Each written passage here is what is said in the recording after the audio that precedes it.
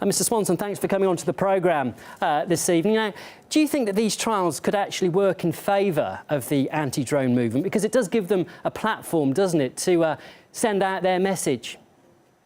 Well, it's thus far a very limited platform, unfortunately. We have had people serving 6-month prison sentences. We've had people facing horrendous charges for exercising their First Amendment rights. This is an ongoing activity across the country, and it's noticed in the local media, but there's a virtual blackout in the national media in the United States. You would have no idea this was happening. There's an extensive protest resistance movement against these drone murders, and unfortunately most Americans don't even know it's happening, don't even know what the drones are being used for, much less that they're being protested. You know, this past weekend up in Syracuse, New York, you had people making the most eloquent statements upholding the rule of law to a judge in a court, and you had the rest of the city at the Syracuse University basketball game or going home to watch the Super Bowl. So there is a platform, but it needs to grow. And what are the actual legal grounds for charging these protesters? Because they say they were demonstrating peacefully. Well, they have been demonstrating peacefully, but it's a question of where exactly they were standing and how many of them and whether they were asked to leave 3 times.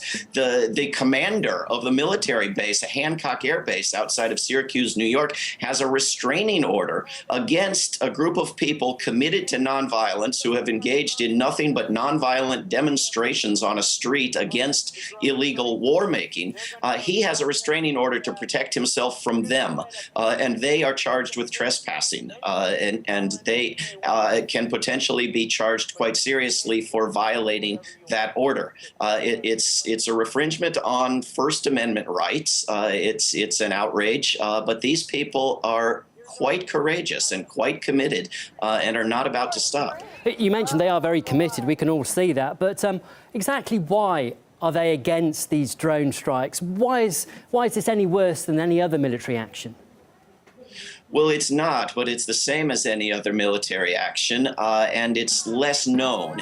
We don't have, we had a big discussion in Congress just recently over whether to impose new sanctions on Iran and blow up the negotiated deal with Iran. Back in September, we had a big discussion whether to send missiles into Syria.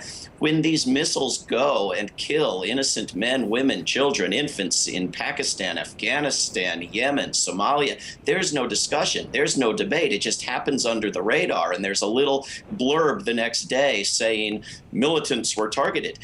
Nobody knows what that means, who they were, and good reporting has shown that many, many innocent people who had done absolutely nothing wrong have been killed by these drones, which are counterproductive in their own terms. They are making the United States more hated. A couple of weeks ago, the United States overwhelmingly won a survey in 65 countries as the nation that is the greatest threat to peace on earth.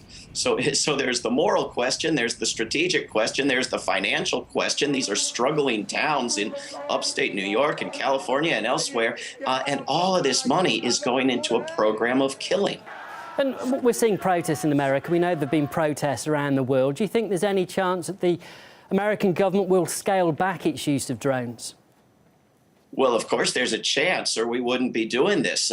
Just as there was a chance to stop that sanctions bill on Iran and stop those missiles going into Syria, the military machinery is not invincible. Things can be changed, and the tide is turning. People are beginning to learn, even in the United States, what is being done in their name with their money. And other nations like Germany and Brazil and Venezuela are pushing back against the very idea of weaponized drones, which of course go against the very idea of the United Nations or the Kellogg-Briand Pact or any of the treaties that these protesters are citing so beautifully in their testimony in court. OK, we do have to leave it there, but thanks very much, Mr. Swanson, for giving us your thoughts. That's David Swanson live from Virginia. Thank you.